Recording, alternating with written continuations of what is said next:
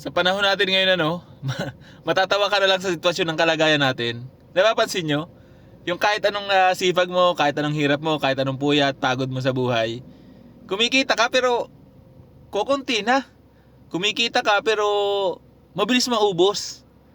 Literal na masasabi ko talaga ngayon, pasayahan na lang ng buhay palakasan na ng loob, patatagan na lang. Sa panahon ngayon, di ba? Totoo yan, sobrang gulo na ng kalagayan natin. Sobrang mahal ng mga bilihin.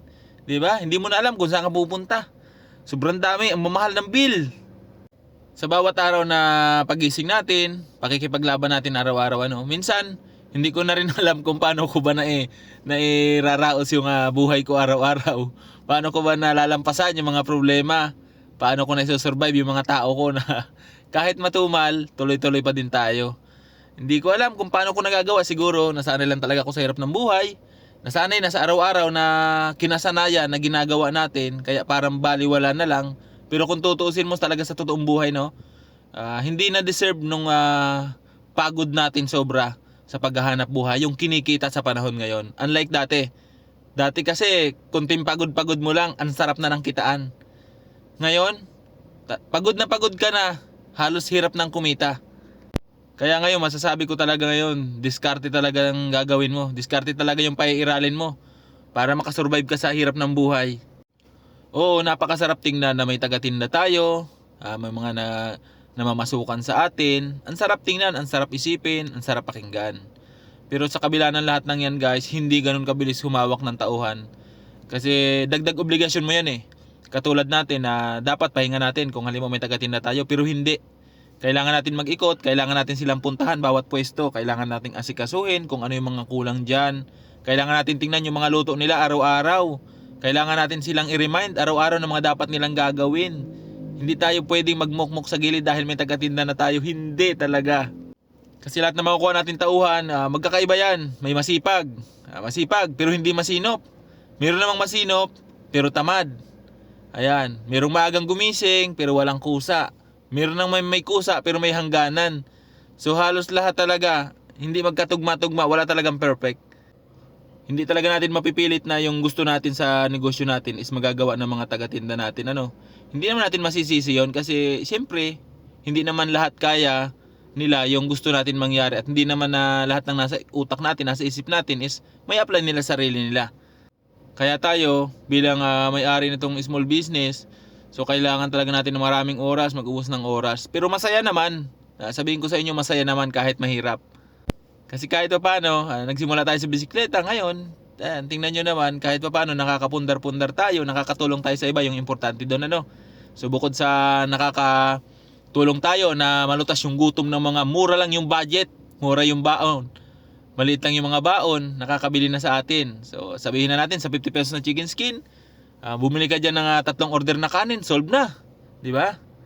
So kung wala kang baon, may 20 pesos ka, may 3 calamares tayo. 3 pa lang, solid na. Kahit di ka na uminom, hapon ka na magugutom, di ba? Tulong na din natin yon. Kaya doon sa mga bagong nagninegosyo pa lamang, masasabi ko lang sa inyo guys, wag muna kayong kukuha ng tauhan hanggat hindi pa kayo buo, hanggat di pa kayo matatag. Pag iyakin kayo, wag muna. Manahimik muna kayo na kayo mag-asawa lang. So, kayo magpinsan or kung sino mang katulong mo dyan. Magpapadami ka nito pag kaya mo na yung sarili mo. Hindi ka na umiiyak. Ang tatag mo na at nagiging masaya ka na kahit dugi ka. Nagiging masaya ka na kahit wala kang kinikita. Basta nakakabalik yung mga puhunan. Matumal man o mabili, nagiging masaya ka na. At natatakpan na ng mga ngiti mo yung mga problema. Diyan, pwede ka nang humawak ng tauhan. Pero pag hindi mo pa kayang dalhin yan, hindi mo pa kayang gawin, wag muna. Kasi lalo ka lang madidiin, pagtatawanan ka lang ng mga tao. Yung alam mo ba si ganto ganyan, nagnegosyo, pero ayun, nagmumukmok, umiiyak, laging malungkot. Di ba? Namumroblema sa mga taga-tinda niya. Kaya bago pa nila sabihin at isipin yun sa'yo at makita nila, wag mo munang gagawin hanggat di mo kaya. At kung bakit sinasabi ko sa inyo na mahirap, kasi pag pumasok kayo sa ganitong negosyo, hindi ko naman pwedeng sabihin na pag nagtinda kayo, kumita kayo kaagad. So siyempre, laging lahat ng sarap may kaakibat na hirap. So nandun muna tayo sa hirap. Masarap may taga-tinda, masarap talaga may negosyo. Pero talagang kakambal na nito ang hirap. Alam niyo naman siguro sa panahon ngayon, wala namang madali, wala namang shortcut, wala namang instant. Lahat talaga, paghihirapan natin yan bago natin makuha yung mga gusto natin. Kaya masasabi ko sa'yo na mamasukan ka man, may sarili ka mang negosyo, or kung ano man yung ginagawa mo sa araw-araw, magpakatatag ka lang, mangarap ka lang, lumaban ka lang ng patas, lagi ka lang magdarasal. Ayan, magtiwala ka lang kay Lord na darating yung time na ikaw naman. Yan lang yung panlaban natin sa mga bagay-bagay na halos hindi na natin kaya, halos sumuko na tayo. Lagi lang tayo magdarasal, lagi lang tayong humingi ng tulong kasi si Lord naman ay nandyan palagi sa atin, nakamasid lang yan sa atin. Hindi man laging mabuti yung ginagawa natin, hindi man tayo sapat, pero yung blessing, pag sinabay natin ng sipag, makakamit natin. So bago matapos yung video natin guys at nandito ka lang din naman, maraming salamat sa pag-like and follow. Pwede kayo mag-subscribe dito sa ating Facebook page, Bert Fortes Vlog, at maraming salamat sa lahat talaga na nakasuporta dito sa atin. So road to 1 million na tayo guys, masaya ako dahil nakikita ko pa din yung mga dati na simulat sa pool nandyan pa din ngayon. Ako'y nagpapasalamat sa inyo, mag-iingat kayo palagi.